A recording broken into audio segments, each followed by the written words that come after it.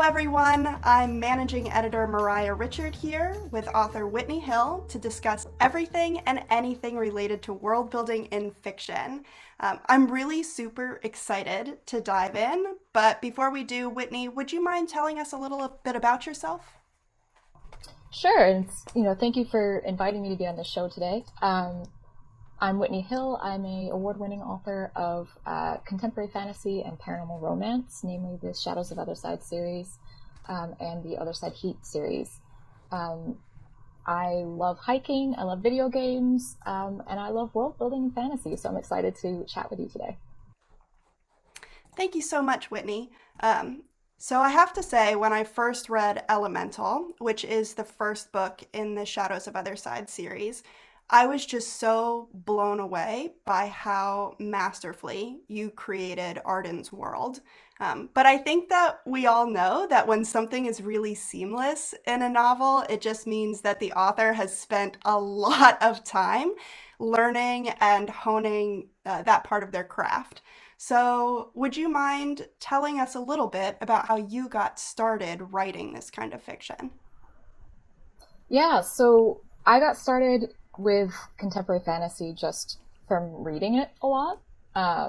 So I think a lot of us get really inspired by the works that we read and then we jump into writing it sometimes. But before that, I was actually writing fan fiction in like video game universes. So there's kind of been like a bridge over in that way. I think it's really interesting because I came to fan fiction kind of late in my writing career. I didn't really start engaging in fandom that way until I was in my MFA program.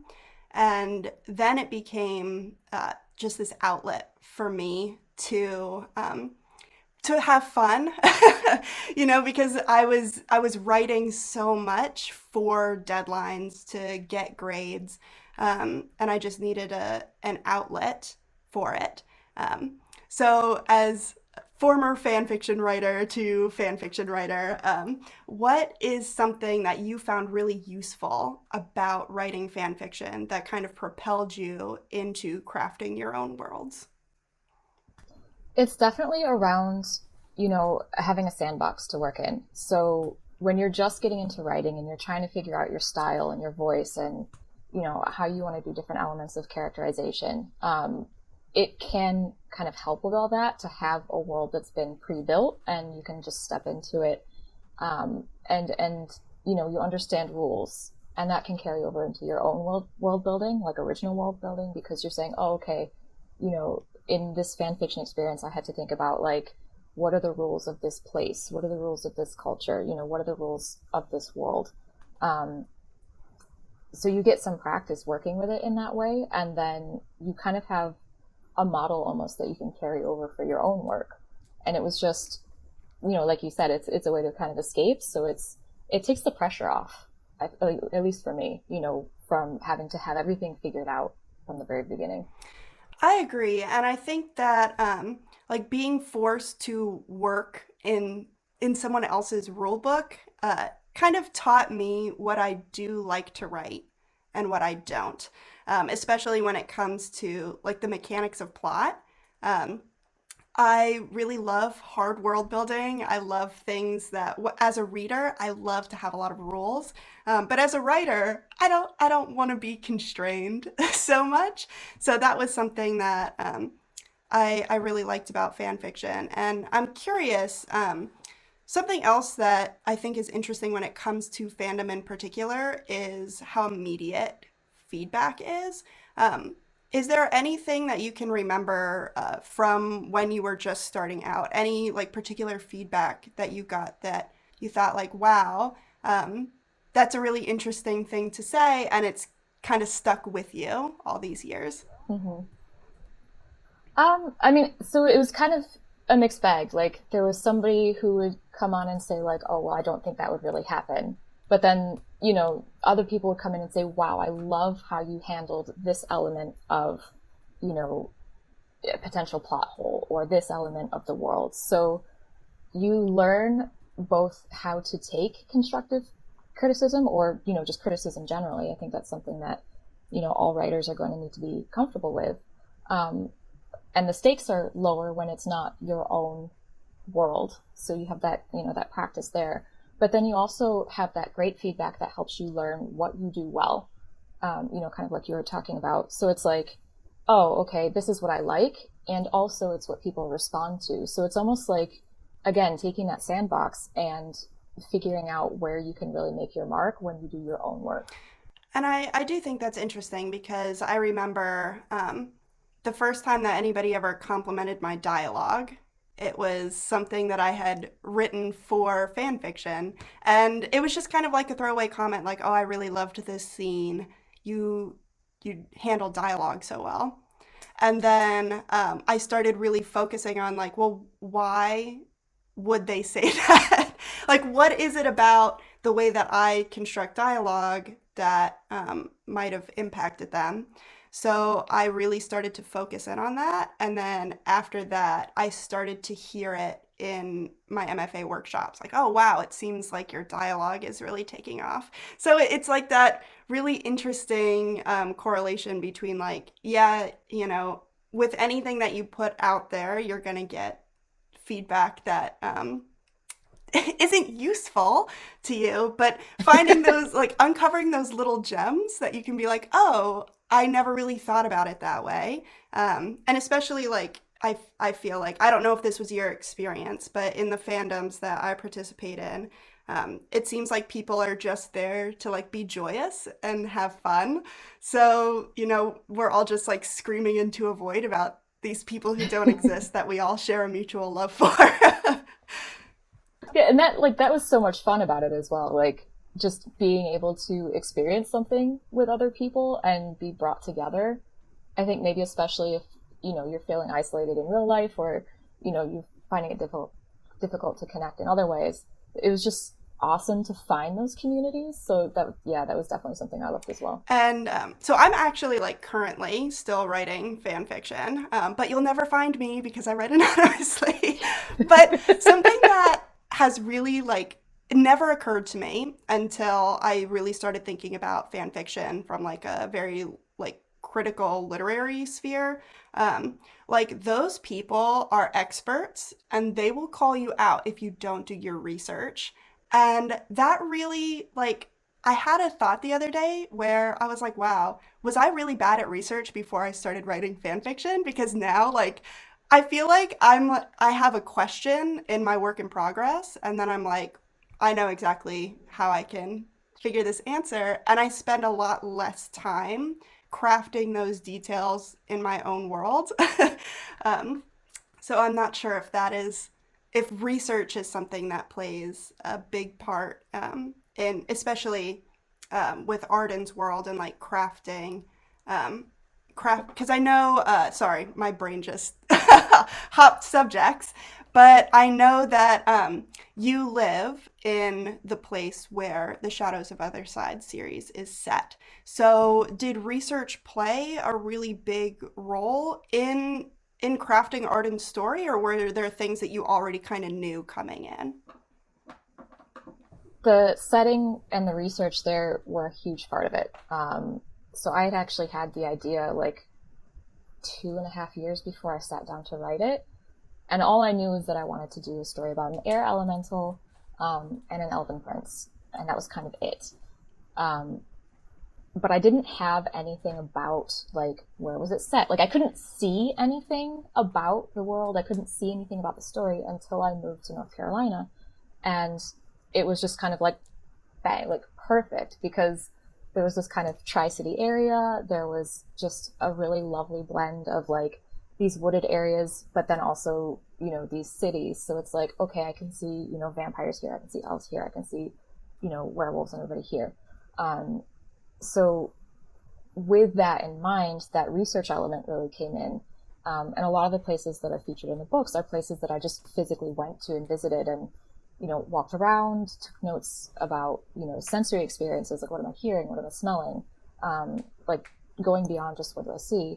And then also just talking to people who have lived here longer. So it's definitely a lot around intense research. And if I couldn't find it out in, real life, then it was Google. Like, what is the substrate of, the earth around Raleigh? Like, is it feasible to have a basement? Like, random things. And I think it's really interesting that you mention the sensory experience because I think a lot of times for, especially for writers who love to like hard world building and really diving into that aspect of research, I think it's important not to forget that, like, yes, you want your world to feel real in the way that, like, your politics make sense and, you understand why different communities interact with each other in certain ways and how things like gravity and money work. Um, but it's also really important that you are telling a story that your reader can really lose themselves in and feel a part of. Um, so that like I think that's really awesome that you were able to like go to these places and really experience them for yourself because I do think that as you're reading your work, you really do feel that level of immersion Thank in the you. Thank text. you. Yeah, I mean, that's something I Yeah. really care about. Like, not just, I don't want people to feel distracted by the details, but it's also, how do I really transport you here? What are you feeling? What are you smelling? Like, just along with the characters. And as you're thinking about when you were crafting Arden's world, was there anything that really stumped you as you were like going from the world building process to writing the story? The rules of magic, um, because it was Mm, like, I knew that elemental magic needed to be part of it, but then it was also everybody couldn't be an elemental. So how do elementals come about?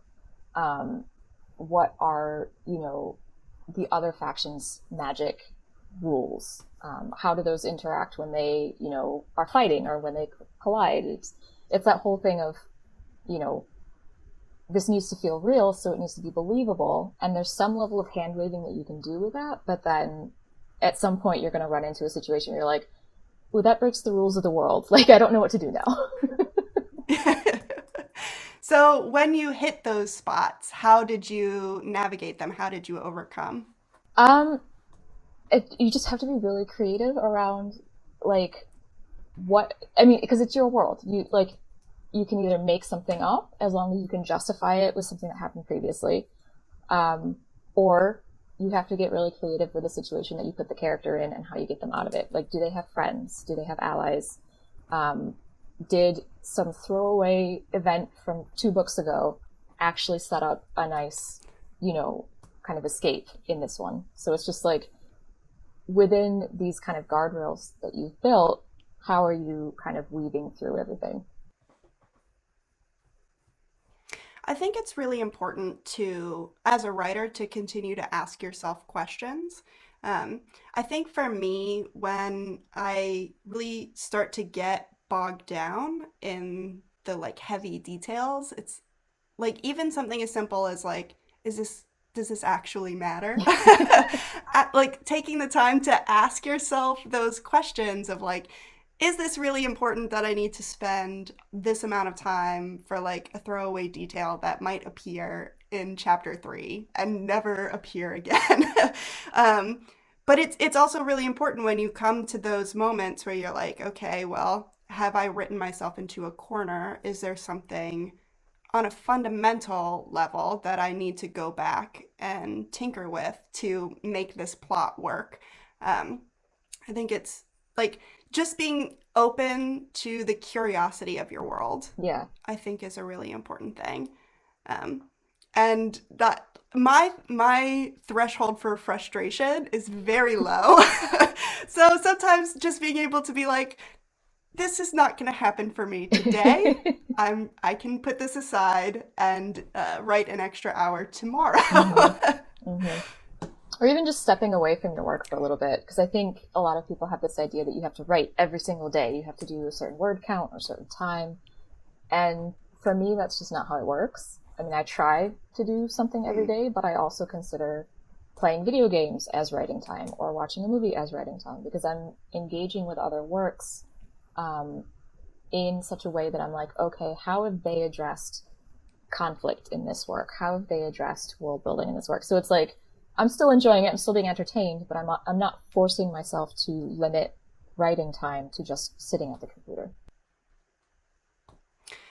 And I really love that because I think sometimes we focus so much on what we're going to do to set our story apart from everyone else, that we forget that, like in this kind of like genre writing, there is just this communal like joy, right? Like there's something that we all really, really love about things like magic that just work, and they're standard tropes. They're sometimes even cliches for a reason because we love them, and it's okay to be inspired by someone else's work that you really, really love, as long as you're not riding that line between like ripping things off No, exactly, and exactly. creating something for yourself. So switching a little bit more to like actual craft stuff. Do you have now that you have more experience with, building your own universe, your own characters, do you have any like go-to tips or tricks for yourself as you sit down to write? Always trying to anchor it in the character. So a lot of times with setting, again, it's not just sensory details and how do I immerse the reader. It's also thinking about like, how is this character going to navigate this space? If this character is a private investigator, what is she going to pay attention to? What is she going to notice? On the other hand, if this other character is an assassin or a commando, what are they paying attention to? So just really taking it out of my own head and taking it out of the reader's head and saying, well, wait a minute, who am I if I'm this character? And how do I change the experience of the world for that character? And then sometimes that is a way to get out of those tight spots that we were talking about earlier. That's really interesting. I think that, especially for myself, who is very character driven as a reader, it's really interesting to think that, like, yes, we do want to build these worlds and we want to tell these stories, but ultimately we're telling the stories about individuals. And everything that we're doing to build their world should service them and their story in some way. Exactly. So like before I'm sitting down to write, I'm taking each of the, there's the main character, like the point of view character, but then there's also 4 or 5 secondary characters. So it's like, of these main secondary characters, like, what are they doing? What is the point of their being here? And how are they navigating this? So it's like, parts of the world building do come from these secondary points of view, and I think just taking the time to plan that out, and I say that as a pantser, but it can be useful to just kind of sit down and figure out, like, well, what are they doing before you jump into it. Right, and I do think that that's also a way that you can avoid having those secondary characters that just feel like their only purpose is to serve the main character's journey, which is something that if you guys haven't read Elemental yet, you have to, because there are so many characters in that book besides Arden that, like, within the first couple of chapters, I was like, I'm hooked. Like, I want to know everything about everybody. Like, I want to know where their stories end up because they are their own people. They're not just like a prop to move the plot along. So it's always really exciting to hear how authors approach that, because I think secondary characters can be, at least in the first or second drafts, they can be easy to just make like a little cardboard figurine, like I'll get back to you at some point. But remembering that this is how you enrich your world, by building really awesome, believable characters. So unfortunately, that's about all the time that we have left for today. But I do really want to thank you so much for being here to talk with us about this, Whitney. And for everyone listening, don't forget to check out today's show notes for links where you can find Whitney's novels.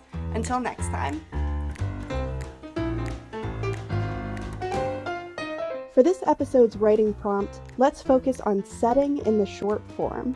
As you craft your story, poem, or short nonfiction piece, fully immerse your reader in the world you're creating.